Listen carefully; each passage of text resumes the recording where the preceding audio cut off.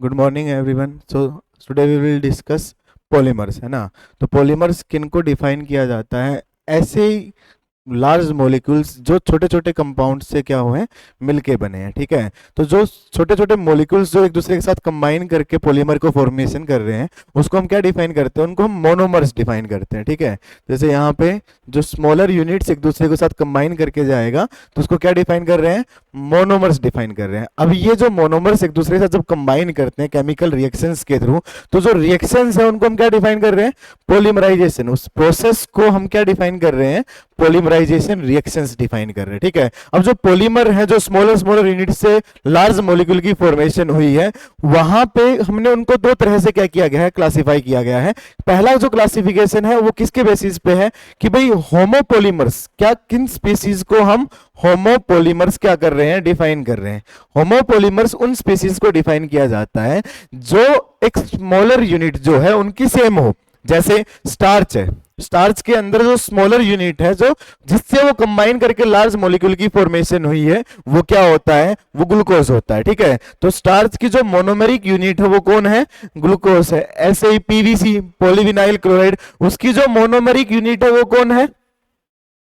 Vinyl chloride है। ठीक है, ऐसी ऐसी लार्ज यूनिट्स एक दूसरे के साथ कंबाइन करती हुई जाएंगी और मॉलिक्यूल की पॉलीमर की फॉर्मेशन करेंगे। ठीक है, तो जिसके अंदर मोनोमरिक यूनिट्स सेम है उनको होमोपोलीमर्स डिफाइन किया जाता है, और जिनके अंदर जो स्मॉलर यूनिट्स हैं वो एक जैसी नहीं है ना, डिफरेंट डिफरेंट यूनिट एक दूसरे के साथ क्या करती जाएंगी? कंबाइन करती जाएंगी। ऐसे यूनिट्स को क्या डिफाइन किया जाता है? को पॉलीमर्स डिफाइन किया जाता है। ठीक है, एक मिनट रुकना।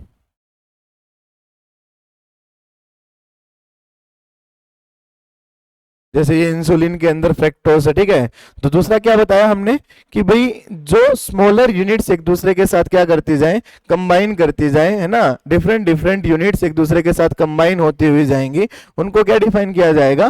कोपॉलीमर्स डिफाइन किया जाएगा। ठीक है, अब इसके अंदर जैसे नाइलॉन 66 है, नाइलॉन 66 दो मोनोमरिक यूनिट से क्या होता है? कंबाइन करता है। एक होता है हेक्सामिथाइलिन डायमाइन CH2 होल 6, दोनों तरफ क्या प्रेजेंट होगा? NH2 प्रेजेंट होगा। ठीक है, और दूसरा क्या होता है? एडिपिक एसिड होता है CH2 होल 4, दोनों तरफ क्या होगा? COOH रहता है। ठीक है, दो मोनोमरिक यूनिट, ये एडिपिक एसिड है, ये क्या होता है? हेक्सा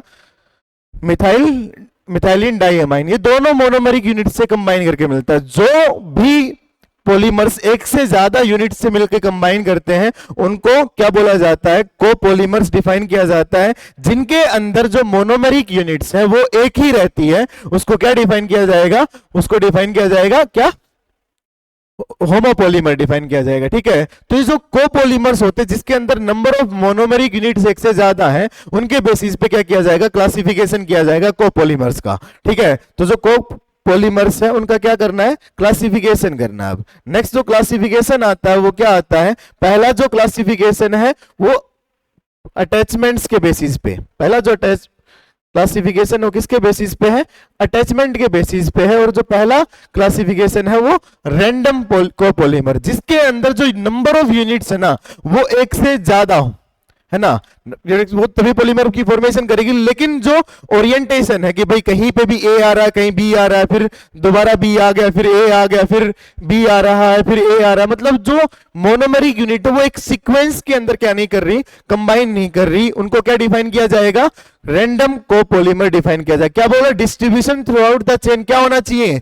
रैंडम होना चाहिए, उनको क्या बोला जाता है? रैंडम कोपॉलीमर डिफाइन किया। जैसे यहां पे पहले ए बी था, फिर ए आया, फिर बी, मतलब कोई भी क्या नहीं है? सीक्वेंस नहीं है यूनिट्स की एक दूसरे के साथ कंबाइन करने की। ठीक है, दूसरा जो आता है वो ब्लॉक रैंडम के बाद पहला दूसरा क्या आता है? अल्टरनेटिंग कोपॉलीमर आता है। ठीक है, अल्टरनेटिंग कोपॉलीमर में क्या होता है कि भाई एक यूनिट आई, उसके बाद दूसरा आएगा, ए यूनिट है, बी आया, बी है, उसके बाद दोबारा ए आ जाएगा, फिर बी, फिर ये तो कब केस है? जब दो ही मोनोमेरिक यूनिट्स, अगर आपके के पास एक से ज्यादा तीन मोनोमेरिक यूनिट कंबाइन करके आपके पॉलीमर को बना रही है तो अल्टरनेट ए बी सी, फिर दोबारा ए बी सी ऐसे करके क्या करता है, पॉलीमर की फॉर्मेशन होती है। तो दूसरा अल्टरनेटिंग, जिसके अंदर जो मोनोमेरिक यूनिट है अल्टरनेट पोजीशन पे आती है, एक के बाद दूसरा आएगा, दूसरे के बाद फिर पहले वाला आ जाएगा, उस केस को क्या डिफाइन किया जाएगा, अल्टरनेटिंग कोपॉलीमर डिफाइन किया जाता है। नेक्स्ट जो आता है वो ब्लॉक पॉलीमर आता है ना। नेक्स्ट क्या आता है, ब्लॉक कोपॉलीमर आता है। ठीक है, ब्लॉक कोपॉलीमर किसको डिफाइन करेंगे भाई, ऐसे यूनिट्स जिनके अंदर ब्लॉक्स के अंदर क्या आएंगे, मॉलिक्यूल्स आएंगे, है ना। बी आया पहले, फिर 4A आ गए ब्लॉक के अंदर, फिर 2B आए, फिर 4A आ गए। इसके अंदर भी सीक्वेंस रहेगा कि भाई पहले 2B आ रहे हैं तो फिर 4A आएंगे। ठीक है, 2B आ रहे हैं फिर 4A आएंगे, है ना। अगर ये सबके अंदर फिक्स है भाई, ऐसा नहीं है कि भाई 2 ही आए 3 ही आए, 3 भी आ सकते हैं, 4 भी आ सकते हैं। पहले 4 आ गए ए, 4B आ गए, फिर 4A आ गए। ठीक है, इसके अलावा क्या हो सकता है, 2B आए 4A आ गए, 2B आए फिर 4A आ गए। मतलब जो मोनोमर यूनिट्स है वो किसके अंदर है, ब्लॉक्स के अंदर है। पहले एक ब्लॉक एक मोनोमर का आएगा, फिर दूसरा ब्लॉक दूसरे मोनोमर का आएगा, फिर दोबारा रिपीट होता जाएगा कि भाई बी ब्लॉक आ गया, फिर दोबारा ए ब्लॉक आ गया। ठीक है, तो इन पॉलीमर्स को क्या बोला जाता है, ब्लॉक पॉलीमर्स क्या किया जाता है, डिफाइन किया जाता है। ठीक है, नेक्स्ट जो इसके अंदर आता है वो क्या आएगा, ग्राफ्ट पॉलीमर, है ना। ग्राफ्ट पॉलीमर किनको डिफाइन करते हैं, जिनके अंदर जो मोनोमेरिक यूनिट्स है, भाई आपके पास 2 पॉलीमर है, एक ए यूनिट का पॉलीमर है, एक बी यूनिट का पॉलीमर है, और दोनों स्ट्रेट चेन पॉलीमर्स हैं। ठीक है, तो पहले क्या होगा, एक ए चेन यूनिट के अंदर आपके पास आपने क्या किया, उसकी रिएक्शन बी के यूनिट के साथ करा, दूसरे पॉलीमर के साथ करवा दी, और दोनों एक दूसरे के साथ रिएक्शन परफॉर्म कर जाएं। जैसे इसके अंदर हमने रिएक्शंस को परफॉर्म किया है ना भाई। एक मोनोमर यूनिट था ए का, ठीक है, उसकी आपने दूसरे मोनोमर यूनिट के साथ रिएक्शन करा दी बी के साथ, तो यहां पे जो साइड चेन निकल के आएगी वो बी की निकल के आएगी नीचे की तरफ। इसके अंदर साइड चेन किसकी निकल के आएगी, बी की निकल के आएगी। सेम यहां पे बी की चेन, एक ए चल रहा है उसके अंदर आपने बी की क्या करवा दी, रिएक्शंस करके उसको ग्राफ्ट कर दिया एक तरीके से उसके अंदर। तो उन पॉलीमर्स को क्या बोला जाता है, ग्राफ्ट पॉलीमर्स क्या किया जाता है, डिफाइन किया जाता है। ठीक है, नेक्स्ट क्या आता है, क्लासिफिकेशन पॉलीमर्स का, है ना। किस सोर्स से हमारे पास पॉलीमर आ रहा है उसके बेसिस पे उनको क्या किया गया है, क्लासिफाई किया गया है पॉलीमर्स को। ठीक है ना, क्लासिफिकेशन किसके बेसिस पे। नेक्स्ट भाई कौन सा सोर्स है, पहला नेचुरल, है ना, हमें नेचर से ही पॉलीमर मिल रहा है एज इट इज, उनको क्या बोला जाता है, नेचुरल पॉलीमर्स बोला जाता है। जैसे जितने भी पॉलीसेकेराइड्स हैं, स्टार्च है ना, नेचुरली अकरिंग पॉलीमर है वो। ठीक है, प्रोटीन्स है, न्यूक्लिक एसिड्स हैं, डीएनए आरएनए है, ये सब क्या है, ये नेचुरल पॉलीमर्स है, हमें नेचर से मिलते हैं, हमें उनके अंदर कुछ भी नहीं करना पड़ता। ठीक है, नेक्स्ट इसके अंदर क्या आता है, बायोपॉलीमर्स किनको डिफाइन करते हैं, natural polymers which takes part in metabolic process. जो नेचुरली अकरिंग सब्सटेंस, जो पॉलीमर्स है और वो किसके अंदर यूज हो रहे हैं, मेटाबॉलिक प्रोसेस के अंदर यूज हो रहे हैं, उनको क्या बोला जाता है, बायोपॉलीमर्स डिफाइन किया जाता है। ठीक है, ये तो नेचुरल की ही क्या आ गई, क्लासिफिकेशन आ गई। नेक्स्ट क्या आता है, सेमी सिंथेटिक पॉलीमर्स आते हैं। ठीक है ना, जो पॉलीमर्स हमें नेचर से हमें मिले हैं, है ना, जो पॉलीमर्स हमें किससे मिले हैं, नेचर से मिले हैं, लेकिन उसके अंदर हमने क्या किया, उसके अंदर हमने उसको लैब के अंदर और उसको सिंथेसाइज करके उसकी जो प्रॉपर्टीज है उनको हमने इनहेंस कर दिया। ऐसे जो पॉलीमर्स होते हैं उनको क्या बोला जाता है, सेमी सिंथेटिक पॉलीमर्स डिफाइन किया जाता है। ठीक है, नेक्स्ट क्या है इसके अंदर, भाई जो लास्ट आता है वो सिंथेटिक पॉलीमर्स आते हैं। ठीक है, लास्ट जो आएगा वो क्या आएगा, सिंथेटिक पॉलीमर्स आते हैं। सिंथेटिक पूरे के पूरा जो आपके पास पॉलीमर है उसको आपने लेबोरेटरी के अंदर सिंथेसाइज किया है ना। सबसे पहले एग्जांपल भी अभी मैंने बताया था पॉलीविनाइल क्लोराइड, है ना, उसका जो मोनोमेरिक यूनिट होता है वो क्या मोनोमेरिक यूनिट होता है पॉलीविनाइल क्लोराइड का, Cl। ऐसी यूनिट्स कंबाइन करते हुए जाएंगे और मॉलिक्यूल की फॉर्मेशन करेंगे ना। ये जो यूनिट है वो क्या करते जाएंगे, ऐसे कंबाइन आगे की तरफ जाएंगे, फिर कंबाइन करते हुए जाएगा। ठीक है, मोनोमरिक यूनिट्स क्या करते जाएंगे, कंबाइन करते जाएंगे। ठीक है ना, तो उसको क्या बोला जाता है, सिंथेटिक पॉलीमर्स, जिनको हमने लेबोरेटरी के अंदर प्रिपेयर किया। पॉलीस्टाइरीन है, नायलॉन 6 है, ठीक है, ये कैप्रोलैक्टम से बनता है नायलॉन 6। ठीक है, तो इन सबको हमें पढ़ना है अभी। ठीक है, तो जो यूनिट्स जिनको हम लेबोरेटरी के अंदर सिंथेसाइज करते हैं उनको क्या बोला जाता है, सिंथेटिक पॉलीमर्स डिफाइन किया जाता है। ठीक है, नेक्स्ट आता है इसके अंदर क्लासिफिकेशन, जो मॉलिक्यूल की शेप है उसके बेसिस पे, कि भाई जो मॉलिक्यूल है उस किस तरह से उसको आपने क्या किया है, कैटेगराइज किया है, उसके बेसिस पे आपने क्या किया, उसका क्लासिफिकेशन किया। तो पहला जो क्लासिफिकेशन आता है वो लीनियर चेन पॉलीमर्स आता है। ठीक है, जिस पॉलीमर के अंदर क्या होगा, कोई भी नॉर्मल चेन है ना, जिस पॉलीमर के अंदर क्या है, नॉर्मल चेन है, ठीक है ना, और उस नॉर्मल चेन है, ठीक है ना, नॉर्मल चेन है, उसके अंदर कोई भी ब्रांचेज नहीं आ रखी, उनको क्या बोला जाता है, लीनियर पॉलीमर्स डिफाइन किया जाता है। कोई भी ब्रांचिंग नहीं होगी, मोनोमेरिक यूनिट एक लाइन के अंदर क्या करती जाएंगे, अरेंज करती हुई जाएंगी। ठीक है ना, अब ये जो मोनोमेरिक यूनिट है जिसके अंदर क्या नहीं होगा, मोनोमेरिक यूनिट जिसके अंदर ब्रांचेज नहीं होंगी, ब्रांचेज नहीं होंगी तो एक लेयर का दूसरे लेयर पे जो अटैचमेंट है वो इजीली एक दूसरे से स्टैक कर सकती है, ऊपर नीचे आ सकती है। इसकी वजह से इनके अंदर जो प्रॉपर्टीज है, उनकी जो टेंसाइल स्ट्रेंथ है वो क्या होती है, हाई रहती है ना, क्योंकि एक दूसरे के साथ हाईली अटैच्ड है, एक दूसरे के ऊपर वेल स्टैक्ड एक दूसरे के ऊपर है। ठीक है, तो मेल्टिंग पॉइंट भी क्या रहेगा, हाई रहेगा, हाई टेंसाइल स्ट्रेंथ रहेगी। ठीक है ना, तो ये एक कंबाइन करके फाइबर्स की भी क्या करती है, फॉर्मेशन करती है ना। तो जो लीनियर पॉलीमर्स है वही किसकी फॉर्मेशन करते हैं, फाइबर्स की फॉर्मेशन करते हैं। ठीक है, यहां पे ये लिखा गया कि चेन्स जो है वो highly ordered with one another, it is closely packed, है ना, क्योंकि एक दूसरे के अंदर रिपल्सन, ब्रांचिंग होगी तो ब्रांचिंग एक दूसरे को रिपेल करती, ठीक है ना, वो तो केस रहा ही नहीं यहाँ पे। ठीक है, नेक्स्ट क्या है, due to which they have high density, density भी क्या रहेगी, हाई रहेगी, क्योंकि स्मॉल स्पेस के अंदर ज्यादा मटेरियल वहां पे आएगा। ठीक है, next high melting point, tensile strength क्या रहती है, हाई रहती है। They can be converted into fibres, इनको आप क्या कर सकते हो, फाइबर्स के अंदर कन्वर्ट कर सकते हो। ठीक है ना, लीनियर पॉलीमर्स जैसे कौन कौन है, सेलुलोज हो गया, सिल्क हो गया, नायलॉन वगैरह है, ये सब क्या है, ये लीनियर चेन क्या है, पॉलीमर्स। नेक्स्ट क्या आता है, जिनके अंदर ब्रांचेज आती हैं। ठीक है, एक लेयर का दूसरे लेयर पे अब ब्रांचेज, जिसके अंदर मोनोमेरिक यूनिट्स के अंदर क्या होगा, ब्रांचिंग प्रेजेंट होगी। ब्रांचिंग अगर है लेयर्स की तो दूसरी लेयर के साथ वहां पे ब्रांचेज एक दूसरे को क्या करती हैं, रिपेल करती हैं, और जब ब्रांचिंग रिपेल करेंगी तो एक दूसरे के लेयर के अट्रैक्शन कम होगा, अट्रैक्शन कम होगा तो वहां पे मेल्टिंग पॉइंट क्या होंगे, कम होंगे, डेंसिटी भी भाई कम स्पेस, अब यहां पे रिपल्सन होगी, दूर जाएंगे, दूर जाएंगे तो डेंसिटी स्पेस के अंदर कम मोनोमर्स आएंगे, मोनोमर्स कम आएंगे तो वहां पे क्या होगा, डेंसिटी क्या कर जाएगी, डिक्रीज कर जाएगी, है ना। डिक्रीज करने पे डेंसिटी डिक्रीज के मेल्टिंग पॉइंट जो टेंसाइल स्ट्रेंथ है वो भी लीनियर के कंपैरिजन में क्या होगा, कम होगा। ठीक है ना, तो यहां पे दूसरा जो कैटेगरी है वो कौन है, ब्रांच्ड चेन पॉलीमर्स, जिनके अंदर क्या होगा, ब्रांचिंग प्रेजेंट होगी, उनको क्या बोला जाता है, क्या बोला जाता है, उनको ब्रांच्ड चेन पॉलीमर्स डिफाइन किया जाता है। नेक्स्ट जो आएगा इसके अंदर वो cross linkage 3D network polymers आते हैं। ठीक है, इनके अंदर क्या होगा भाई, मोनोमेरिक जो यूनिट्स हैं, जो मोनोमेरिक यूनिट्स हैं, है ना, एक मिनट रुकना भाई, जो मोनोमेरिक यूनिट्स हैं वो दूसरी मोनोमेरिक यूनिट्स के साथ बॉन्ड्स के थ्रू लिंकेज है, चाहे वो डाइसल्फाइड लिंकेज है, चाहे वो हाइड्रोजन बॉन्डिंग लिंकेज है।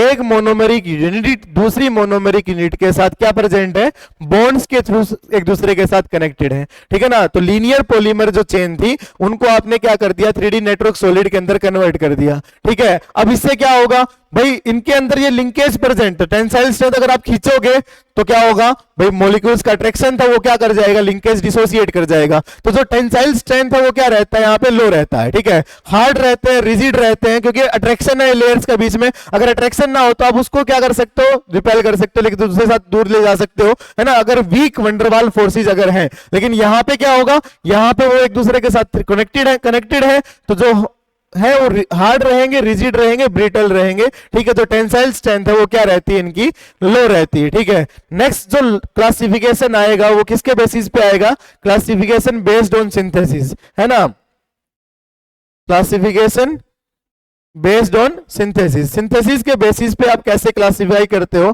कि भाई एक पॉलीमर आप जब फॉर्म करोगे, है ना, लेबोरेटरी के अंदर हम सिंथेसाइज करेंगे तो द मेथड ऑफ सिंथेसिस, उसको हम कैसे प्रिपेयर कर रहे हैं उसके बेसिस पे उसको क्या बोला जाता है, उसकी कैटेगरी की जाती है। जो पहला पॉलीमराइजेशन है, ये लिख नहीं रखा है यहाँ पे, कट रहा है, ये आता है बेटा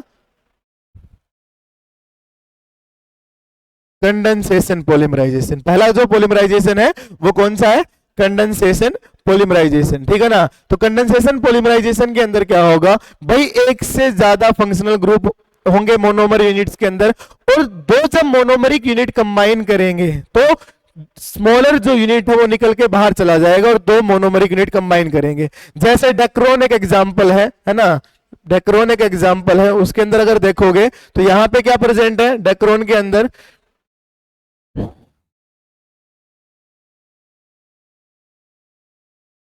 डेक्रोन के अंदर क्या है, यहाँ पे दो वाटर मॉलिक्यूल की क्या हो रही है, रिएक्शन परफॉर्म हो रही है, यहां से वाटर का क्या होगा, एलिमिनेशन होगा, है ना। तो जब स्मॉलर यूनिट निकल के बाहर जाएंगी उन रिएक्शंस को क्या बोला जाता है, कंडेंसेशन पॉलीमर डिफाइन किया जाता है, ठीक है।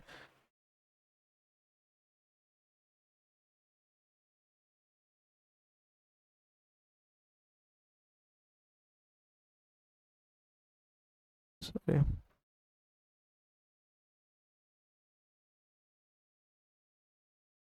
हाँ, तो क्या दो मोनोमरिक यूनिट जब कंबाइन करके क्या स्मॉलर यूनिट्स का क्या करते हैं, एलिमिनेशन करते हैं, तो उसको क्या बोला जाता है ना, कंडेंसेशन पॉलीमराइजेशन बोला जाता है। यही लिखा गया है इसके अंदर, these are formed by condensation reaction, है ना, स्टेप ग्रोथ पॉलीमराइजेशन, एक यूनिट एक दूसरे के साथ कंबाइन करती जाएंगे, ठीक है। तो कम से कम कितने फंक्शनल ग्रुप होने चाहिए, दो फंक्शनल ग्रुप होने चाहिए, ठीक है ना। Both functional group should be, can same भी हो सकते हैं अलग हो सकते हैं, उससे डिपेंड नहीं करता, हाँ कम से कम दो फंक्शनल ग्रुप होने चाहिए, ताकि एक बार कंबाइन किया ये OH अगले वाले कंपाउंड के साथ रिएक्शन करेगा, ऐसे रिएक्शन क्या करती जाएगी, आगे की तरफ बढ़ती जाएगी, ठीक है ना। तो लीनियर पॉलीमराइजेशन है एक तरीके से, ये जो लास्ट एग्जांपल है स्टार्टिंग में मैंने जिसका जिक्र भी किया था, एडिपिक एसिड, है ना, 4 कार्बन COH COH, यहाँ पे NH2 6 कार्बन है ना, हेक्सामिथाइलिन डाइअमाइन, ठीक है। दोनों वाटर का एलिमिनेशन करेंगे, ये आगे मोनोमरिक यूनिट के साथ कंबाइन करता जाएगा और प्रोडक्ट की क्या करेगा, फॉर्मेशन करेगा, ठीक है।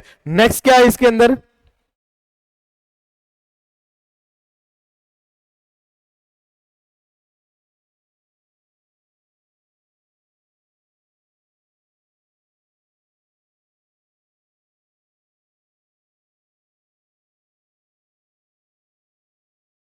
नेक्स्ट आते हैं, ये सब तो हो गया, कंडेंसेशन हो गया था। कंडेंसेशन के बाद नेक्स्ट कौन सी आती है, एडिशन पॉलीमराइजेशन। जो रिएक्शंस एडिशन रिएक्शन से परफॉर्म होगी उन पॉलीमर्स को क्या बोला जाएगा, उन प्रोसेस को क्या बोला जाएगा, एडिशन पॉलीमराइजेशन बोला जाएगा, ठीक है ना। तो क्या कौन से पॉलीमर्स को एडिशन पॉलीमर बोलेंगे, जो एडिशन रिएक्शन से क्या होंगे, परफॉर्म होंगे, है ना। जैसे ये मोनोमेरिक यूनिट है ना, ये क्या है, मोनोमेरिक यूनिट है, एक जैसी मोनोमेरिक यूनिट दूसरे ऐसी ही मोनोमेरिक यूनिट के साथ ये इलेक्ट्रॉन्स इधर प्रोवाइड करे, ये इधर या आगे की तरफ, ऐसे ही दूसरा मोनोमेरिक यूनिट होगा, ये इलेक्ट्रॉन्स आगे की तरफ, ऐसे जब रिएक्शंस परफॉर्म होती जाएंगी उन यूनिट्स को क्या बोला जाए, उन जो पॉलीमर्स होंगे उनको क्या बोला जाएगा, एडिशन पॉलीमर, और जो प्रोसेस है करवाने की उसको क्या बोला जाता है, एडिशन पॉलीमराइजेशन बोला जाता है। अब ये जो जी ग्रुप है, डाईइंस जो होते हैं उनके अंदर क्या होगा, ये जो जी ग्रुप है इसके बेसिस पे उनका नाम डिफरेंट हो जाता है, ठीक है ना। जैसे ये हाइड्रोजन है तो मोनोमेरिक यूनिट क्या होगी, ब्यूटाडाईन होगी, है ना। ये जो मोनोमर यूनिट है अगर हाइड्रोजन हो जाएगा तो ब्यूटा 1,3-डाइन है, पॉलीमर जो इसका होगा उसको क्या बोलेंगे, पॉली ब्यूटाडाइन बोलेंगे, ठीक है। अगर ये जी ग्रुप की जगह आप क्या ले लेते हो, उसको CH3 कर देते हो, है ना, 2 मिथाइल ब्यूटाडाइन है, लेकिन उसका कॉमन नेम जो इंपॉर्टेंट है, अगर यहां पे CH3 आता है तो उसको क्या बोला जाता है, आइसोप्रीन बोला जाता है, और ये नेचुरल रबर का भी क्या होता है, मोनोमर यूनिट होता है, ठीक है ना। तो इसको क्या बोलेंगे, ये है तो 2 मिथाइल ब्यूटाडाइन, लेकिन इसको आइसोप्रीन बोलेंगे, और ये क्या है, पॉली आइसोप्रीन, इसको क्या किया जाता है, डिफाइन किया जाता है। इसको जो पॉलीमर को क्या डिफाइन करेंगे, पॉली आइसोप्रीन डिफाइन करेंगे, ठीक है। इसके अलावा यहां पे आप क्लोरीन यूज कर सकते हो, है ना, क्लोरीन यूज करोगे तो इसको आइसोप्रीन बोलते हैं, ठीक है ना। सॉरी, आइसोप्रीन तो CH3 वाले को बोलते हैं, क्लोरीन अगर होगा तो उसको क्लोरोप्रीन बोलते हैं, ठीक है। यहाँ पे रिप्रेजेंट भी किया, हाँ 2-chloro-1,3-butadiene, इसको क्या बोलते हैं, क्लोरोप्रीन डिफाइन करते हैं, ठीक है ना। तो इसको पॉली क्लोरोप्रीन क्या करेंगे, पॉलीमर को डिफाइन करेंगे, ठीक है। इसके अंदर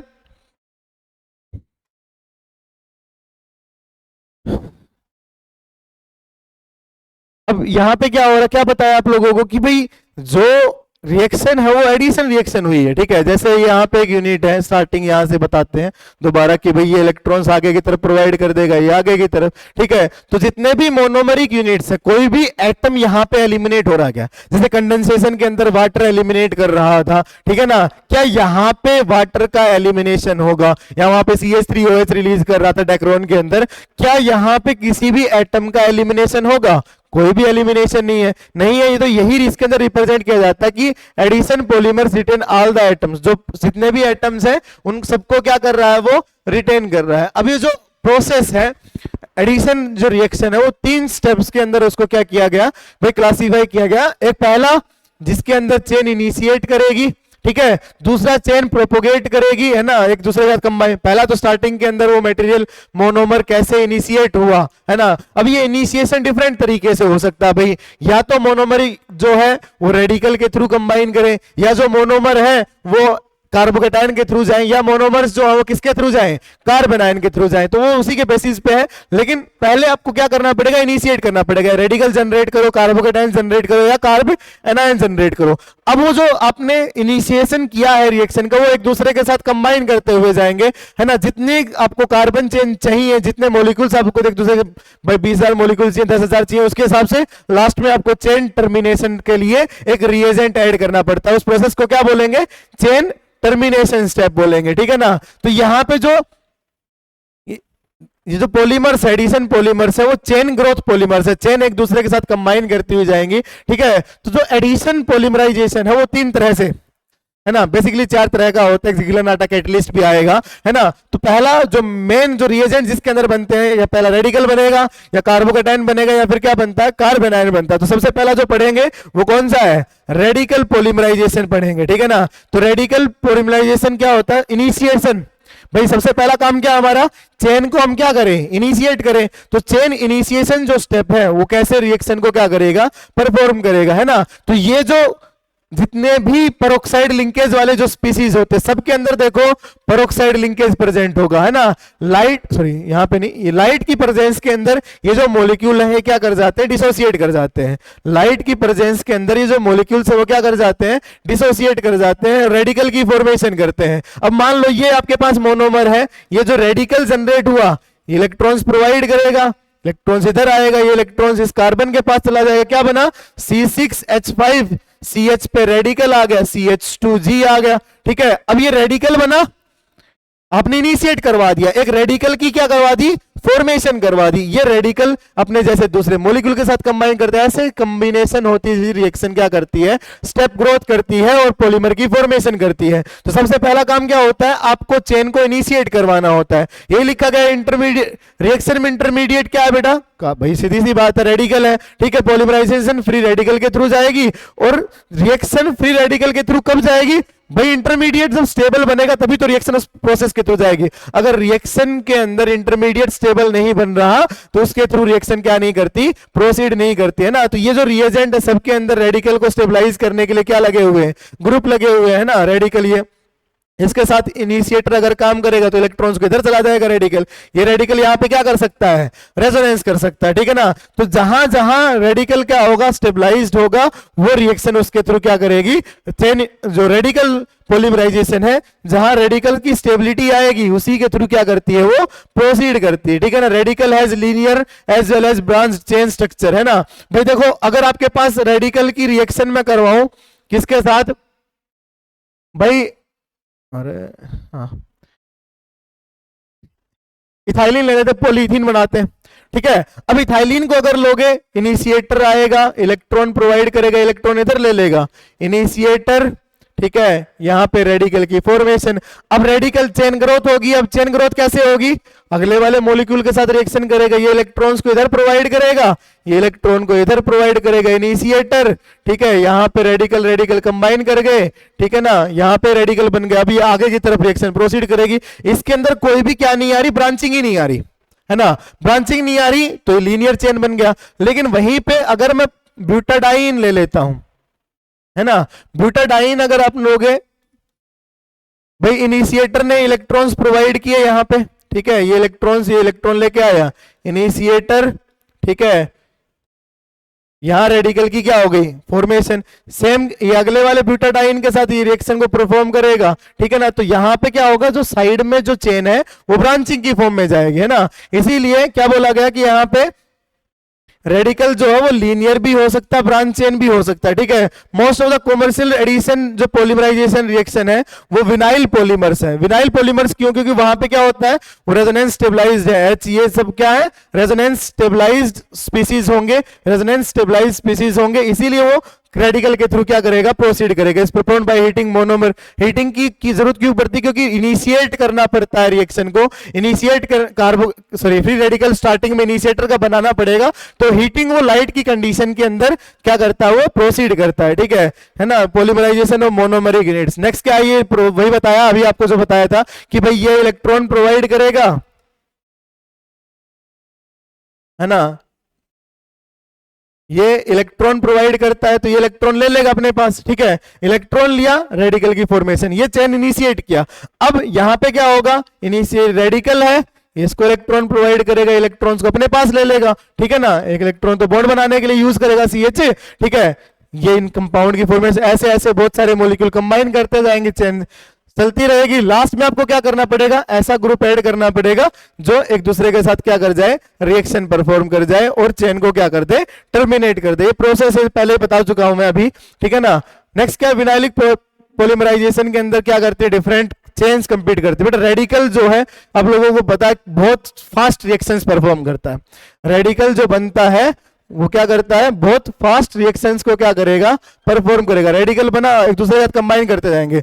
अब अगर आपके पास थोड़ी सी भी रिएक्शन मिक्सचर के अंदर इंप्योरिटी है, तो इंप्योरिटी जिसके साथ क्या कर जाएंगे, रिएक्शन कर जाएंगे, है ना, कंपाउंड की फॉर्मेशन कर जाएंगे। इसको रिएक्शन दूसरे स्पीसीज के साथ, थोड़ा वो गलत बन गया, है ना। इसको रेडिकल अगर बनेगा इसका तो ये बनना चाहिए। अब कंबाइन तो करना चाहिए इसके साथ कि भाई ऐसे इलेक्ट्रॉन चला जाए, ये कंबाइन करके एक और रेडिकल की फॉर्मेशन। अब ये आगे करता जाए तभी तो पॉलीमर की फॉर्मेशन होगी, बहुत सारे मॉलिक्यूल एक दूसरे के साथ जाएंगे। और आपको हाई मॉलिक्यूलर मास का पॉलीमर चाहिए, तो आपको क्या करना होगा भाई, वहां पे इसके अंदर ऐसी ऐसी चेन बहुत सारी कनेक्ट होती जाए। लेकिन अगर आपके पास इंप्योरिटीज प्रेजेंट है, वो इंप्योरिटीज इस रेडिकल के, जैसे CCl3 रेडिकल है, इसके साथ कंबाइन कर गया, तो अब जो पॉलीमराइजेशन प्रोसेस है वो क्या हो गया, स्टॉप हो गया। और पॉलीमराइजेशन प्रोसेस अगर स्टॉप हो गया तो रिएक्शन आगे क्या नहीं करेगी, प्रोसीड नहीं करेगी। तो अगर आपके पास, इनको इनहिबिटर्स बोला जाता है, CCl4 हो गया, CBr4 हो गया, ये इनहिबिटर की तरह काम करते हैं। लो मोलिकुलर मास पॉलीमर अगर आपको बनाना है तो हम इसको यूज करते हैं, क्योंकि रिएक्शन की रिएक्टिविटी को इनहिबिट कर देते हैं, है ना, उसको स्लोअर कर देते हैं रिएक्शन को, ठीक है। स्लोअर नहीं, रिएक्शन की जो चेन है उसको क्या कर देते हैं, स्टॉप कर देते हैं, है ना। यही क्या गया कि भाई in vinylic polymerisation various other free radicals जो फॉर्म होते हैं रिएक्शन के अंदर, पेरेंट चेन के अंदर, उसके साथ क्या कर जाते हैं, कंपीट कर जाते हैं, रिएक्शन परफॉर्म कर जाते हैं, ठीक है ना। Reaction takes place can be growing, जो ग्रोइंग चेन है उसको क्या कर देते हैं, इंटरप्रेट कर देते हैं, ठीक है ना। तो इंटरप्ट कर देते हैं, सॉरी, इसको लो मोलिकुलर मास का क्या बनता है, ये सब आपको क्या कर दिया, डिफाइन कर ही दिया है, ठीक है। नेक्स्ट इसके अंदर क्या आता है कि भाई ये जो बताया है CCl4, ये सब क्या है, ये इनहिबिटर का तरह काम करते हैं। जो CCl3 बना, जो चेन ग्रोथ होनी थी उसके बाद रिएक्शन परफॉर्म कर गया और लो मोलिकुलर मास का क्या बनाया, इंटरमीडिएट की फॉर्मेशन की, ठीक है। तो ये अमाइंस वगैरह ये सब बताया कि भाई कौन कौन से इनहिबिटर हैं, अमाइंस यूज होते हैं, पॉलीफिनोल्स यूज होते हैं, क्यूनोन्स, ये सब कैसे अभी बिहेव करते हैं, इनहिबिटर की तरह बिहेव करते हैं। रिएक्शन को क्या नहीं करवाते, मतलब हाई मोलिकुलर मास के पॉलीमर की क्या नहीं करते, फॉर्मेशन नहीं करते, ठीक है। नेक्स्ट क्या है, जो पॉलीमराइजेशन है वो दो तरह से हो सकती है। जो एडिशन पॉलीमराइजेशन है वो कितनी तरह से हो सकती है, दो तरह से एडिशन पॉलीमराइजेशन होती है, ठीक है ना। डाई इंस के केसेस में, किसके केसेस में, डाई इंस कौन से होते हैं भाई, जिसके अंदर क्या हो भाई, ब्यूटाडाइन जैसे, है ना। अब इसके अंदर दो तरह से पॉलीमराइजेशन होगा, एक 1,4 पॉलीमराइजेशन होता है, एक 1,2 पॉलीमराइजेशन होता है। 1,4 के अंदर क्या होगा भाई, यहां पे अगर एक यूनिट दूसरे यूनिट के साथ भाई ये इलेक्ट्रॉन्स इधर प्रोवाइड करे, ये इलेक्ट्रॉन्स इधर प्रोवाइड करें, है ना, जो यूनिट है वो 1 और 4 पोजीशन से क्या कर रही है, एक दूसरे के साथ कंबाइन, दूसरी यूनिट के साथ 1 और 4 पोजीशन से जब कंबाइन करेंगी तो उसको 1,4 पॉलीमराइजेशन बोला जाएगा। दूसरा केस क्या है, वो मैंने वो भी ऊपर की तरफ एग्जांपल बताया था कि भाई ऐसे यूनिट है, ठीक है, ऐसे यूनिट है जब 1 और 2 एक दूसरे के साथ कंबाइन करते हुए जाएंगे, ठीक है, 1 और 2 एक दूसरे के साथ जब कंबाइन करते हुए जाएंगे तो उस केस में क्या होगा, जो एडिशन है वो 1-2 एटम से एडिशन हो रहा है तो उसको क्या बोलेंगे, 1-2 पॉलीमराइजेशन बोलेंगे, ठीक है। 1-4 पॉलीमराइजेशन के अंदर ब्रांचिंग नहीं आएगी, 1-2 एडिशन के अंदर क्या होगी, ब्रांचिंग होगी, ठीक है। तो यहां पे ये बोला कि C1 और C4 और ब्यूटाडाइन अगर रिएक्शन करता है तो उसको 1-4 पॉलीमराइजेशन बोला जाता है, ठीक है। अब ये यहां पे रिएक्शंस को बताया गया कि किस तरह से रेडिकल क्या करता है, रिएक्शन परफॉर्म करवाता है। भाई रेडिकल बनेगा, ये रेडिकल रेजोनेंस करके टर्मिनल पे आएगा, टर्मिनल पे आके एक दूसरे के साथ क्या कर जाएंगे, कंबाइन कर जाएंगे, ठीक है ना। नेक्स्ट क्या, 1-2, अभी 1-2 का केस बताया कि अगर सिर्फ 2 यूनिट ये कंबाइन करके जाएंगी, ठीक है, 2 यूनिट अगर ये कंबाइन करके जाएंगे तो रेडिकल जो बनता है वो क्या कर जाता है, रिएक्शन परफॉर्म कर जाता है, ठीक है। नेक्स्ट क्या, डबल चेन, बता ही दिया ये तो, ठीक है। नेक्स्ट जो पॉलीमराइजेशन है वो कौन सा है, कैटाइनिक पॉलीमराइजेशन है ना। ये पहला जो हमने पढ़ा वो फ्री रेडिकल पॉलीमराइजेशन था, ये जो पॉलीमराइजेशन है वो कौन सा है, कैटाइनिक पॉलीमराइजेशन है। अब कैटाइनिक पॉलीमराइजेशन के अंदर क्या होगा भाई, फ्री रेडिकल के अंदर इनिशिएशन किससे हो रहा था, भाई रेडिकल बन रहा था, रेडिकल उसको क्या करवा रहा था, इनिशिएट करवा रहा था। अब यहां पे कैटाइनिक पॉलीमराइजेशन के अंदर क्या होगा, इलेक्ट्रोफाइल आपको प्रोवाइड करना पड़ेगा, है ना। वहां पे रेडिकल इनिशिएट कर रहा था क्योंकि जो हम प्रोक्साइड लिंकेज ले रहे थे वो रेडिकल बना रहा था और वो हमारे मोनोमर के अंदर रेडिकल की फॉर्मेशन कर रहा है। यहाँ पे हमें इलेक्ट्रोफाइल लेना पड़ेगा ताकि कोई भी अगर आपके पास पाई बॉन्ड है, इलेक्ट्रोफाइल को इलेक्ट्रोनेसिटी डोनेट करेगा तो वहां पे किसकी फॉर्मेशन होगी, कार्बोकेटाइन की फॉर्मेशन होगी, ठीक है ना। तो यहाँ पे क्या करा, formation of stable carbocation, common initiators are BF3। BF3 क्या, एक लेविस एसिड है ना, लेविस एसिड्स को यूज करेंगे ताकि वो इलेक्ट्रॉन्स गेन करे, इलेक्ट्रोफाइल की तरह बिहेव करे और कैटाइनिक प्रोसेस को क्या करवाए, इनिशिएट करवाए। ये आइसोब्यूटिन वगैरह दे रखे हैं, ठीक है। इट इज टर्मिनेटेड बाई, भाई लास्ट में अगर रिएक्शन परफॉर्म करवाओगे, ठीक है, तो रिएक्शन खत्म करवाने के लिए किसको यूज करना पड़ेगा, भाई मान लो आपके पास एल्कीन थी, आपने इलेक्ट्रोफाइल प्रोवाइड कर दिया, किसकी फॉर्मेशन हुई, पॉजिटिव चार्ज की फॉर्मेशन हुई, ठीक है ना। अब पॉजिटिव चार्ज की फॉर्मेशन हुई, अगले वाली अल्कीन के साथ, अल्कीन इसको डोनेट करेगी, इसके साथ लिंकेज करती हुई जाएगी, है ना। अब जब लिंकेज करती हुई जाएगी, गलत बन गया थोड़ा, कोई बात नहीं, समझ में आना चाहिए, है ना। पॉजिटिव बना, अभी लास्ट में जब ऐसी मोनोमरिक यूनिट कंबाइन करते जाएंगे, जब स्टॉप करना होगा तो आपको बेस को ऐड करना पड़ेगा ताकि वो रिएक्शन क्या हो जाए, स्टॉप हो जाए, वरना ऐसी मोनोमरिक यूनिट एक दूसरे के साथ क्या होती जाएंगे, कंबाइन होते जाएंगे। तो ये लिखा हुआ है, when initiator is cationic in nature, ठीक है, generate a cationic intermediate of addition, double bond propagating addition reaction होती रहेगी, ठीक है ना। उसके अंदर रिएक्शन क्या करती रहती है, प्रोसीड करती रहती है, ठीक है। नेक्स्ट क्या है, ये चेन इनिशिएशन स्टेप है, भाई H पॉजिटिव था, डोनेट कर दिया, कार्बोकेटाइन बन गया। चेन प्रोपोगेटिंग के अंदर क्या होगा, वो इलेक्ट्रॉन्स प्रोवाइड करेगा, इस पे पॉजिटिव बनेगा, आगे दोबारा प्रोवाइड करेगा रिएक्शन, लास्ट में कोई भी बेस उसको हाइड्रोजन प्रोवाइड करेगा और उसको रिएक्शन को क्या कर देगा, स्टॉप कर देगा। नेक्स्ट क्या है, एनायनिक पॉलीमराइजेशन। अब आपको एनायन बनाना है तो आपको क्या प्रोवाइड करना पड़ेगा, पहले बेस या न्यूक्लियोफाइल प्रोवाइड करना पड़ता है ताकि रिएक्शन को क्या करवा सको, परफॉर्म करवा सको, ठीक है। जैसे इसके अंदर क्या होगा, भाई बेस डाला आपने, वो इलेक्ट्रॉन्स प्रोवाइड करेगा, इस कार्बन पे क्या बनेगा, नेगेटिव चार्ज। ये जो रिएक्शंस परफॉर्म होंगी, ये कहां पे परफॉर्म होंगी, ये रिएक्शन, इन रिएक्शंस के अंदर क्या करना होगा आपको, भाई जो नेगेटिव चार्ज बनता है उस नेगेटिव को क्या करवाना, क्या है, स्टेबलाइजेशन होना चाहिए, है ना। अगर मैं यहाँ पे इसको कैटायनिक के थ्रू लेके जाता, इस पे पॉजिटिव बनाता तो CN उसको क्या करता, डिस्टेबलाइज करता है, ठीक है। तो जितने भी -R कंटेनिंग ग्रुप है वो कौन सी पॉलीमराइजेशन के थ्रू जाते हैं, जितने भी -R कंटेनिंग ग्रुप है वो एनायनिक पॉलीमराइजेशन के थ्रू जाते हैं। जितने भी +R कंटेनिंग ग्रुप हैं, जो यहाँ पे मान लो CH3 वगैरह अगर होता तो वो स्टेबलाइज करता कार्बोकेटाइन के थ्रू, वो कैटायनिक पॉलीमराइजेशन के अंदर रिएक्शन क्या करते हैं, प्रोसीड करते हैं। ये भी लीनियर पॉलीमराइजेशन है, स्ट्रेट चेन के अंदर पॉलीमर्स क्या करते रहेंगे, फॉर्म करते रहेंगे, ठीक है। एनायनिक पॉलीमराइजेशन, भाई लास्ट में अगर एनायन के पास नेगेटिव चार्ज है, नेगेटिव चार्ज करने को स्टेबलाइज करने के लिए आपको क्या डालना पड़ेगा, एसिडिक ग्रुप को क्या करना पड़ता है, ऐड करना पड़ता है, ठीक है। फॉर्मेशन ऑफ पॉलीस्टाइरीन वगैरह ये सब ये लिखवा गया है कि भाई उसके थ्रू क्या करता है, ये इनिशिएशन है, बेस रिएक्शन करेगा, नेगेटिव की फॉर्मेशन करेगा, चेन प्रोपोगेशन नेगेटिव है, रिएक्शन करके फिर आगे पॉलीमर्स ऐसे फॉर्म करते रहेंगे, लास्ट स्टेप में एसिडिक डाला आपने और उस रिएक्शन को क्या करवा दिया, स्टॉप करवा दिया। ठीक है, नेक्स्ट जिगलर नाटा, इसका भी मैंने जिक्र किया था, है ना। ये जो कैटलिस्ट है बहुत इंपॉर्टेंट है, एल C2H5 इथाइल है, 3 इथाइल और TiCl4, ये क्या करते हैं, लीनियर और स्टेरियो रेगुलर, है ना। अगर आप 1,4 ब्यूटाडाइन की फॉर्म के साथ रिएक्शन करवाते हो इसकी, है ना, और 1,4 रिएक्शंस करवाएंगे तो सिस एल्कीन की जितने भी ओरिएंटेशन आएंगे वो किसके आएंगे, सिस एल्कीन के आएंगे, है ना। जो मोनोमरिक यूनिट्स जो कंबाइन होती हुई जाएंगी, कौन सी फॉर्म में, जैसे मान लो ये ब्यूटाडाइन है,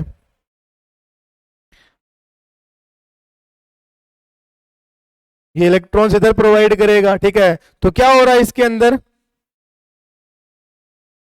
सॉरी ये डबल बॉन्ड इधर, ठीक है, जितने भी जो एल्कीन्स फॉर्म करेंगे, क्योंकि डबल बॉन्ड इधर जाएगा, ये डबल बॉन्ड इधर जाएगा, तो जो एल्कीन फॉर्म होगी वो ज्योमेट्रिकल आइसोमेरिज्म शो करेगी, वो सिस भी हो सकती है और ट्रांस भी हो सकती है। अगर आपको सिस फॉर्म के अंदर ही कन्वर्ट करना है तो उसके अंदर हम किसको यूज करते हैं, जिगलर नाटा कैटलिस्ट को, है ना। यहाँ पे लिखा भी गया है कि वो स्टीरियो रेगुलर पॉलीमर की क्या करता है, फॉर्मेशन करता है। ठीक है,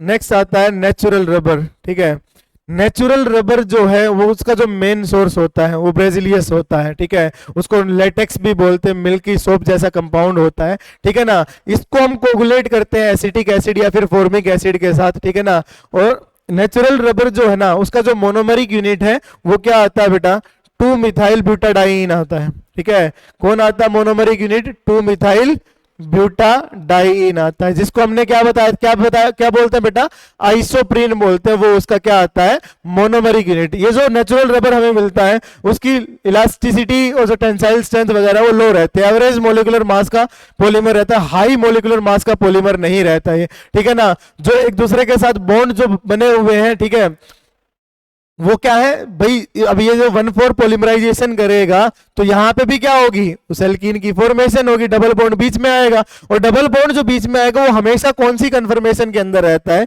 वो सिस कन्फर्मेशन के अंदर रहता है ना। हमेशा किसके अंदर रहेगा, वो सिस कन्फर्मेशन सॉरी कॉन्फिगरेशन के अंदर रहेगा, हमेशा सिस के अंदर कन्वर्ट होगा। ठीक है, तो यहाँ पे ये लिखा गया होगा कहीं ना कहीं कि all the double bonds in the rubber are cis, hence cis polymerization क्या करता है। ठीक है, सिस पॉली आइसोप्रीन भी इसको क्या करते हैं, डिफाइन करते हैं। ठीक है, नेक्स्ट क्या आता है इसके अंदर, भाई कंबाइन करे देखो हमेशा सिस कन्फर्मेशन कॉन्फ़िगरेशन के अंदर ये रहेगा। ठीक है, नेक्स्ट क्या है कि एक गुट्टा पर्चा एक सोर्स है किसका, नेचुरल रबर के पॉलीमर का, है ना। किसका सोर्स है बेटा, नेचुरल रबर के पॉलीमर का। बस डिफरेंस इसका क्या है कि भाई ये जो पॉलीमर है ना ये आइसोप्रीन का ही पॉलीमर है। ठीक है, लेकिन यहां पे ये ट्रांसफॉर्म के अंदर होता है। ठीक है, जब पॉलीमर की फॉर्मेशन करेगा तो ये तो ट्रांसफॉर्म के अंदर एक दूसरे को अटैच करता है, और जो नेचुरल रबर है वो सिस फॉर्म के अंदर अटैच करता है। ठीक है, और सिस और ट्रांस के अंदर आप लोगों ने पढ़ा होगा कि ट्रांस के अंदर जो मॉलिक्यूल्स एक दूसरे के ऊपर वेल स्टैक होते हैं, है ना। वेल स्टैक होंगे तो इसकी जो टेंसाइल स्ट्रेंथ है वो सब क्या होगी, ज्यादा होंगे, किससे, सिस फॉर्म से। इसकी जो टेंसाइल स्ट्रेंथ है, जो प्रॉपर्टीज है वो बढ़िया रहती है। ठीक है, हार्डर है, use in filling materials that dentist जो दांतों के अंदर जो फिलिंग करते हैं उसके अंदर इसको क्या किया जाता है, यूज किया जाता है ना।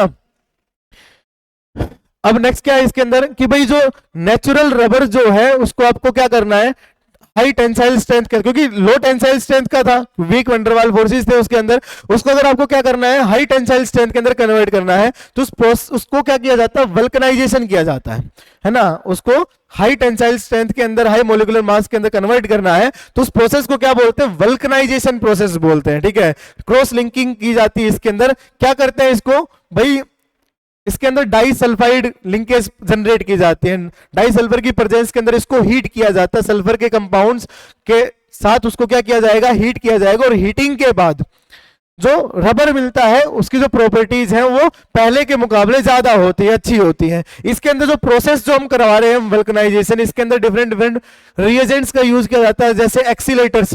कुछ प्रोसेस ऐसे होते हैं जिसके अंदर क्या होगा कि भाई रिएजेंट ऐसे होते हैं जिनको डालने से ये प्रोसेस जो वल्कनाइजेशन है वो फास्टर प्रोसीड करता है, ठीक है। तो उनको क्या बोला जाता है, एक्सीलेटर्स बोला जाता है, ठीक है। जैसे गुआनिडीन आपने स्ट्रक्चर सुना होगा, NH2CO NH2, उसके अंदर अगर आप बेंजीन को इंसर्ट कर देते हो, है ना, यहाँ पे लिखा है, उसके अंदर आप बेंजीन को क्या कर देते हो, इंसर्ट कर देते हो, C6H5 NH CO NH C6H5, अगर आप इसको इंसर्ट कर देते हो तो ये जो पॉलीमर बनता है, सो ये जो कंपाउंड जो है वो किसकी तरह बिहेव करता है, एक्सीलेटर की तरह बिहेव करता है, उस रिएक्शन को क्या करता है, परफॉर्म। तो ये पे लिख रखा है वल्कनाइजेशन जो प्रोसेस है क्या हो, इनहेंस किया जाता है इनकी प्रेजेंस के अंदर। डाइफिनाइल गुआनिडीन है ये जो कंपाउंड है, यही जनरली पूछा जाता है कि एक्सीलेटर की तरह क्या करता है, बिहेव करता है, ठीक है। नेक्स्ट क्या है, जो रबर हम लेबोरेटरी के अंदर बनाते हैं, एक तो जो नेचुरल बनता है वो नेचुरल रबर की हमने बात कर ली कि भाई वो गुड क्या कि लेटेक्स से हमें बनता है, उसको एसिटिक एसिड की प्रेजेंस के अंदर कोगुलेट वगैरह करके उसको एक्सट्रैक्ट किया जाता है, ठीक है। Next synthetic rubber, synthetic rubber जिसको हम क्या करेंगे, लेबोरेटरी के अंदर प्रिपेयर करेंगे। जो ब्यूटाडाइंस होते हैं ना, और उनके जो कंपाउंड से, जैसे यहाँ पे वो डिफाइन करके रखा हुआ है कि ये जो जी कंपाउंड है, ये जी कंपाउंड डिफरेंट हो सकता है। जैसे हमने पढ़ा था कि H है तो पॉलीब्यूटाडाइन की फॉर्मेशन करेगा, CH3 है आइसोप्रीन बोलेंगे, आइसोप्रीन बोलेंगे तो उसको क्या डिफाइन किया बेटा, पोली आइसोप्रीन डिफाइन किया। यहाँ पे क्लोरीन होगा तो क्लोरोप्रीन मोनोमर यूनिट है, और पॉलीमरिक यूनिट क्या होगी उसकी, पोली आइसोप्रीन, है ना। नेक्स्ट क्या बताया, Ziegler Natta catalyst gives stereoregular polymerization, ये अभी बताया ही था कि अगर आपके पास डाइन से कंबाइन करके जाओगे तो कौन सी कंपाउंड के अंदर, किसके अंदर फॉर्मेशन कर रहा है वो, सिस कंपाउंड के अंदर। अरे खुल जा,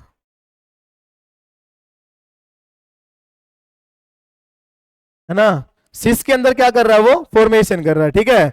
नेक्स्ट क्या आता है इसके अंदर, भाई जो नियोप्रीन है ना वो पहला सिंथेटिक रबर है ना। नियोप्रीन जो है वो क्या है, पहला सिंथेटिक रबर है। क्लोरोप्रीन जो आता है उसका जो उसका मोनोमरिक यूनिट है वो उसका क्या है, वो पहला सिंथेटिक रबर था जो लेबोरेटरी के अंदर क्या किया गया था, प्रिपेयर किया गया था, है ना। 2-क्लोरोब्यूटाडाइन इसका क्या आता है, मोनोमरिक यूनिट आता है, ठीक है। नेक्स्ट इसके अंदर वो भाई क्लोरोप्रोलिन को कैसे वो मोनोमरिक यूनिट कंबाइन करते हैं, है ना। Cl और CH3 एक दूसरे के अपोजिट डायरेक्शन के अंदर क्या करते हैं, परफॉर्म करते हैं। अब इसकी प्रॉपर्टी है, नियोप्रीन जो है वो ऑयल्स वगैरह को रेसिस्ट करता है, गैसोलीन वगैरह को, ठीक है। सनलाइट रेसिस्ट करता है, ठीक है। हाइड्रोकार्बन्स की तरह क्या करें, रिएक्शंस को परफॉर्म नहीं होता, ओजोन वगैरह सबसे रेसिस्ट होता है ना। इनफ्लेमेबल नहीं है, पहली बात, है ना। ये क्या नहीं है, इनफ्लेमेबल नहीं है। ये रिप्रेजेंट क्या होगा, ये याद रखना, क्या, क्लोरोप्रीन जो है, नियोप्रीन जो है पॉलीमर, वो क्या नहीं है, नॉन क्या है, नॉन इनफ्लेमेबल है, ज्वलनशील नहीं है, ठीक है। ऑटोमोबाइल्स वगैरह के अंदर इसको, रेफ्रिजरेटर्स वगैरह के अंदर इसको क्या किया जाता है, यूज किया जाता है, ठीक है। नेक्स्ट क्या, कोपोलीमर, थायोल्स। अब इसके अंदर नेक्स्ट क्या आता है कि भाई ये जो जितने भी यूनिट्स है ना, अब बेसिक जो था वो मैंने बता दिया। अब इसके अंदर क्या आएगा भाई, ये जो ये पॉलीमर है थायोकोल, इसका मोनोमरिक यूनिट्स क्या है, किन से ये बनता है ना।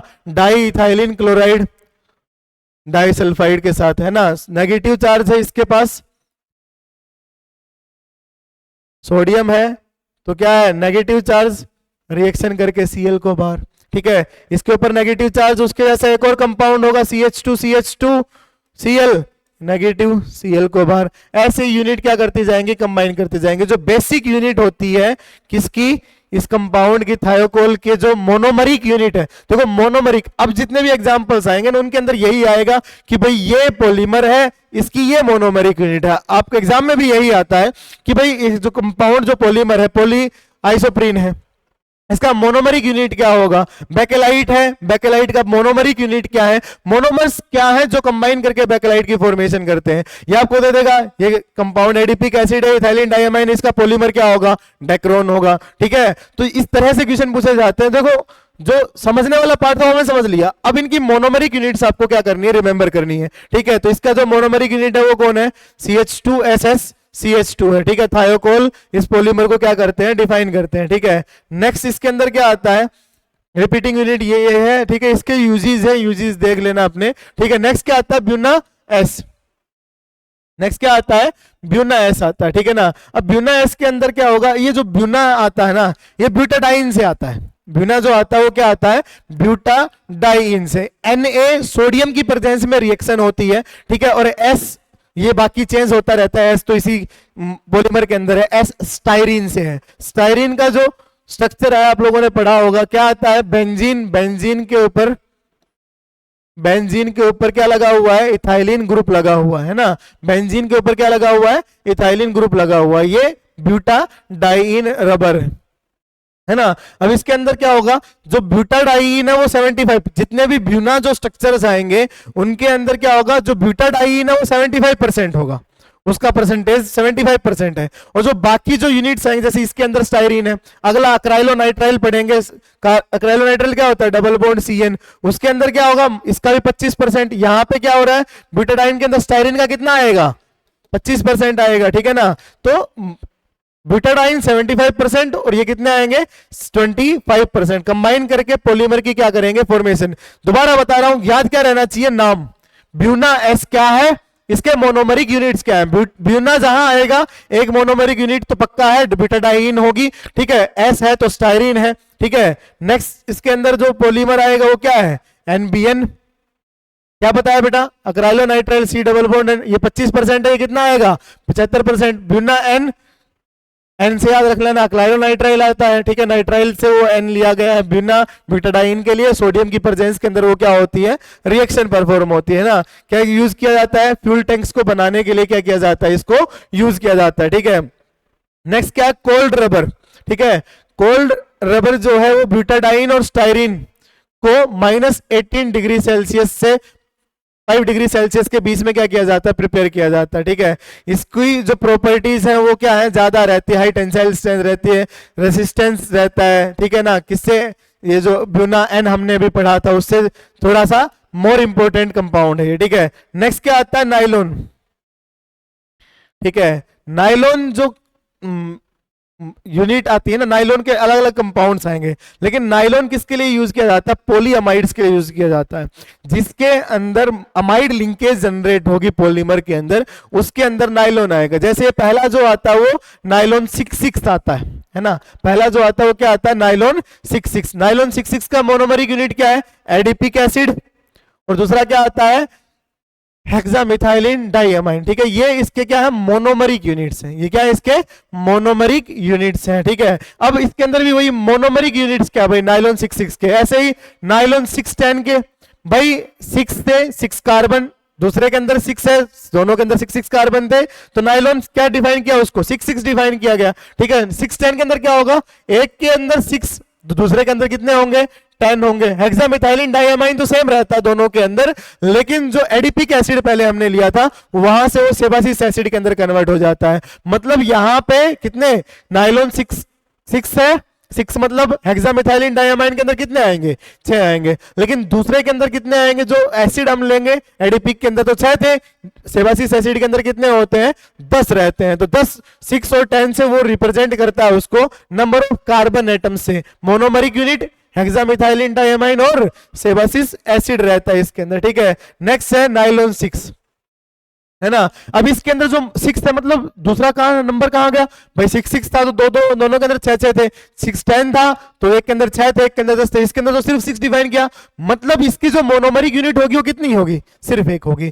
कैप्रोलेक्टम इसकी क्या रहती है, मोनोमरिक यूनिट रहती है, ठीक है। नाइट्रोजन C डबल बॉन्ड हो, 7 कार्बन की 7 मेंबर्ड क्या रहती है, इसकी चेन रहती है, ठीक है। ये पहले इसको वाटर की प्रेजेंस के अंदर हाई टेम्परेचर पे हीट किया जाता है ना। हाइड्रोलाइसिस होगी रिएक्शन की, इसको किसके अंदर कन्वर्ट कर देगा, वो COOH के अंदर कन्वर्ट कर देगा। ये NH2 के अंदर क्या हो जाता है, कन्वर्ट हो जाता है, ठीक है। अब ये जो मोनोमरिक यूनिट है ये एक दूसरे के साथ क्या कर जाएंगी, पॉलीमराइजेशन कर जाएंगी, लीनियर चेन के अंदर कन्वर्ट हो गया। ये दोनों यूनिट्स ये दूसरे मॉलिक्यूल के NH2 के साथ रिएक्शन करेगा, ये दूसरे मॉलिक्यूल के COOH के साथ क्या करेगा, रिएक्शन कर जाएगा, ठीक है। इसको कैप्रोलेक्टम को प्रिपेयर कैसे करते हैं, रिएक्शन पढ़ी होगी आप लोगों ने, बैकमैन रीअरेंजमेंट, है ना। सबसे पहला तो एसिडिक मीडियम के अंदर जब इसके साथ रिएक्शन परफॉर्म करवाओगे है ना, रिएक्शन परफॉर्म करवाओगे तो वाटर का क्या करता है, ये एलिमिनेशन करता है, ऑक्साइम्स की फॉर्मेशन करेगा, है ना। एसिडिक मीडियम के अंदर पहले OH2 पॉजिटिव निकल के जाएगा, ठीक है ना। यहां से क्या होगी बेटा, रीअरेंजमेंट्स होंगी, ठीक है ना। रीअरेंजमेंट के बाद फिर वाटर उस कार्बन पर रिएक्शन करता है, बैकमैन रीअरेंजमेंट पढ़ाया गया आपको, ठीक है। उससे जो कंपाउंड फॉर्म होता है वो कैप्रोलेक्टम, है ना। इसके बाद हाइड्रोलाइसिस वाटर की प्रेजेंस के अंदर वो उसको डिसोसिएट कर देगा और मोनोमरिक यूनिट्स कंबाइन होकर एक पॉलीमर की क्या करते हैं, फॉर्मेशन करते हैं। नाइलॉन 6 के अंदर, सॉरी नाइलॉन 6 के अंदर क्या ध्यान रखना, इसको परलोन 6 भी बोलते हैं। नाइलॉन 6 के अंदर मोनोमरिक जो यूनिट है वो क्या है, आपका कैप्रोलेक्टम है, ठीक है ना। नेक्स्ट एग्जांपल्स आएंगे अब, नाइलॉन 2 नाइलॉन 6, नाइलॉन 2 6 के अंदर क्या होगा, एक के अंदर 2 नंबर ऑफ कार्बन एटम होंगे, एक के अंदर कितने नंबर ऑफ कार्बन एटम होंगे, 6, ठीक है। नाइलॉन 2 6 के अंदर एग्जांपल देख लो, मोनोमरिक यूनिट जो आएंगी वो क्या है, इसके अंदर कितने नंबर ऑफ कार्बन एटम है, 2, इसके अंदर नंबर ऑफ कार्बन एटम कितने हैं, 6, ठीक है ना। तो 6 कार्बन 2 कार्बन, ठीक है, नाइलॉन 2 नाइलॉन 6 आ गया वो, ठीक है। तो मोनोमरिक यूनिट्स आपको बेसिकली इनके याद होने चाहिए, एग्जांपल्स हैं इनके। नेक्स्ट क्या है, जो इंट्रामोलिकुलर फोर्स, भाई देखो पॉलीमर जब बनेगा तो बॉन्ड, एक तो कोवलेंट बॉन्ड तो फॉर्म होता ही है ना भाई, जब भी मोनोमरिक यूनिट एक दूसरे साथ कंबाइन करते हैं। अब जो यूनिट्स एक दूसरे के साथ कंबाइन हो, उनके बीच में जो फोर्सेस हैं, जिनको सेकेंडरी फोर्स बोला जाता है, उनका बहुत इंपॉर्टेंस होता है ना। उनके बेसिस पे क्या किया जाता है, उनको क्लासिफाई किया जाता है, ठीक है ना। तो जो इंटरमोलिकुलर फोर्स है वो वंडरवाल फोर्स भी प्रेजेंट हो सकते हैं, हाइड्रोजन बॉन्ड भी हो सकते हैं। जो प्रॉपर्टीज है, टेंसाइल स्ट्रेंथ वगैरह, मेल्टिंग पॉइंट, बॉइलिंग पॉइंट, ये सब किसके ऊपर डिपेंड करती है, पॉलीमरिक चेन्स के किसके ऊपर डिपेंड करती हैं, ये सेकेंडरी फोर्सेस के ऊपर ही क्या करेंगी, डिपेंड करेंगी, ठीक है ना। अब इसके अंदर क्या भाई जो मैग्नीट्यूड है वो किसके ऊपर डिपेंड करता है, जो साइज है पॉलीमरिक चेन का उसके ऊपर क्या करेगा, डिपेंड करेगा, है ना। साइज के ऊपर क्या करता है, डिपेंड करता है, उनके मास के ऊपर डिपेंड करता है, ठीक है। तो नंबर ऑफ फंक्शनल ग्रुप कितने हैं उनके अंदर, उसके ऊपर डिपेंड करेगा भाई कौन से बॉन्ड बना रहे हैं। इसके बेसिस पे जो पॉलीमर्स है उनको क्या किया गया है, क्लासीफाई किया गया है। जो पहला क्लासिफिकेशन है सेकेंडरी फोर्स के बेसिस पे क्लासीफाई किया गया है ना। तो जो पहला पॉलीमर है वो कौन सा है, इलास्टोपॉलीमर्स, है ना। इलास्टोपॉलीमर्स के अंदर क्या आता है कि भाई जहां पे वीक वंडरवाल फोर्सेस होंगे, कोई भी और अट्रैक्शन नहीं है, हाइड्रोजन बॉन्डिंग वगैरह, डाइसल्फाइड लिंकेज वगैरह कोई भी इंटरेक्शन नहीं है, सिर्फ वंडरवाल फोर्सेस हैं, उनको क्या बोला जाता है, इलास्टोमर्स बोला जाता है, ठीक है ना। इनके अंदर क्या होगा, रैंडमली ओरिएंटेड अमोर्फस पॉलीमर होते हैं ये, ठीक है। तो रबर जो है वो इसी का क्या है एग्जांपल, जिनके अंदर वीक वंडरवाल फोर्सेस है ना, जिसको आप स्ट्रेच करोगे दोबारा अपनी पोजीशन को एक्वायर कर लेता है, उनको क्या बोला जाता है, इलास्टोमर्स बोला जाता है। दूसरी कैटेगरी आती है फाइबर्स की। फाइबर्स के अंदर क्या है, लीनियर पॉलीमर्स होते हैं। अब अट्रैक्शन ज्यादा होगा, हाइड्रोजन बॉन्डिंग वगैरह इनके अंदर प्रेजेंट होगी, ठीक है ना। तो ये एक दूसरे के ऊपर वेल स्टैक्ड रहते हैं फाइबर्स, ठीक है।